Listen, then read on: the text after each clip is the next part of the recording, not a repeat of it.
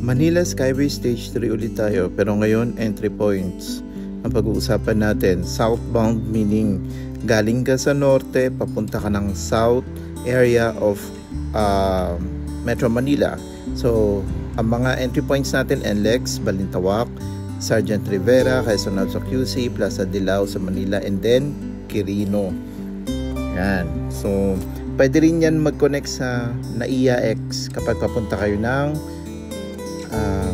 NAIA Terminal. So, northbound, Buendia, Quirino, Nagtahan E, Rodriguez, and Quezon Ave. Northbound meaning ito naman yung papunta ka ng NLEX at galing ka ng south like Pasay, Makati, or NAIA Terminals. Then, papunta ka ng norte. Nasa kabilang video ko ang mga exit points naman. Okay? So, subscribe and like. Thank you.